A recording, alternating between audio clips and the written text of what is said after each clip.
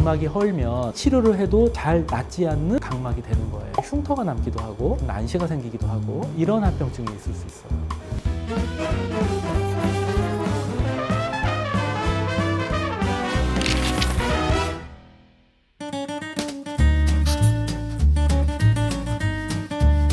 안구건조증 대수롭지 않게 생각했는데 괜찮나요? 대수롭지 않지 않죠. 안구건조증은 감기 났듯이 낫는 병은 아니에요. 꾸준하게 관리하는 거예요. 예를 들어서 나는 피부가 되게 건성이야, 또는 겨울에 항상 막 피부에 문제 생겨, 해마다 똑같이 돌아오잖아요. 그래서 내가 좀 눈이 건조한 것 같아. 그러면 열심히 인공눈물 쓰셔야 돼요. 수술했는데 너무 좋아, 잘 보여, 다 보여. 근데 컴퓨터를 1시간 했는데 밤샌 것 같아. 그러면 좋겠어요? 만족도가 없어요. 그래서 안구건조증이 별거 아닌 것 같고 그냥 눈물량만 많이 넣으면 되는 거 아니야 생각을 하는데, 대부분의 경우에는 그런 식으로 넘어가요. 근데 일부에서는 정말 눈이 피곤해서 내가 뭔가 해야 되는데 시력이 1.5 나오는데 뭔가를 못 하겠어. 이게 안구건조증이기 때문에 이거 가볍게 생각해서는 안 되고요. 만약에 안구건조증으로 각막에 상처가 나는 거를 여러 번 치료한 경험이 있다, 그러면 라식 수술은 해도 될까? 한 번쯤은 생각해 봐야 될 것 같아요.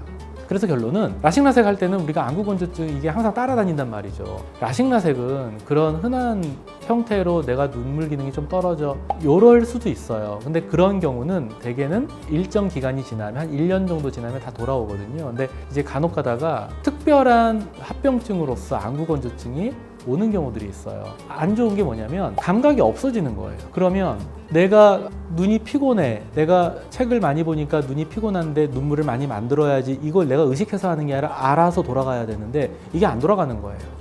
그래서 감각이 없기 때문에 이상하다, 하나도 안 피곤하네? 그러면서 막 눈을 써요. 눈물 안 나와. 그래서 생기는 합병증이 각막이 헐어요. 우리 왜 겨울철에 건조하다 보면 입술 다 트는 거랑 똑같습니다. 피부도 건조하면 다 막 피부 습진 생기잖아요. 그런 거랑 똑같아요. 그래서 각막이 헐면 요 감각이 완전히 정상으로 돌아올 때까지 아무리 치료를 해도 잘 낫지 않는 그런 각막이 되는 거예요. 그러면 감각은 또 별로 없어요. 그냥 약간 좀 불편한 정도가 다는데 왜 이렇게 안 보여? 이렇게 되는데 이 시력이 올라가는데 한참 걸립니다. 그러면서 각막에 흉터가 남기도 하고, 그러면서 우리가 원치 않았던 난시가 생기기도 하고, 그런 것들이 1년, 2년 이어지기도 해요. 이런 합병증이 있을 수 있어요.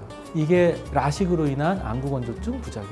굉장히 제가 무섭게 얘기를 했지만 실제로 이제 많지는 않아요. 근데 종종 꽤 우리가 자주 볼 수 있는 그런 합병증이에요. 라섹 수술을 하면요, 이거는 라식으로 인한 안구건조증과 조금 달라요. 한번 피부를 다 벗겨내고 각막을 깎았어요. 그러면 이 피부가 다시 재생이 돼서 덮이는데 3일 걸려요. 3일. 요새는 짧아져서. 그래서 라섹 수술하면 딱 3일만 아프면 돼요. 근데 그러면 3일 지나면 각막 상태가 다 나았느냐? 아니에요. 이게 겉으로는 나아 있어서 느낌은 좋아. 잘 보이고 통증도 하나도 없어. 하지만 뭔가 문제가 생겼을 때, 뭔가 악조건 상태에서 내가 버텨낼 수 있는 힘이 없는 거예요. 이게 완전하게 돌아오려면 6개월에서 1년 갑니다. 각막 상피 밑에 각막 실질 부위하고 연결되어 있는 아주 미세 구조가 있어요. 얘네들이 돌아오는데 6개월에서 1년 정도 걸려요. 라식은 절편 만드느라 신경이 이제 문제가 생긴 거고, 라섹은 그건 좀 덜해요. 왜냐하면 절편을 안 만드니까 그냥 막 깎어.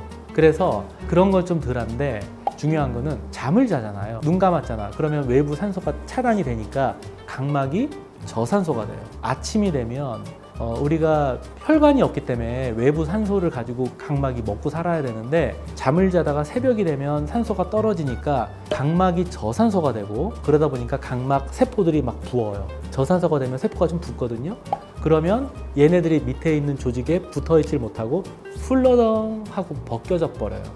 마치 우리가 예를 들어 발에 물집 잡혀가지고 수포가 있는데 어떻게 하다가 쫙 벗겨져 버리면 되게 아프겠죠? 그런 것처럼.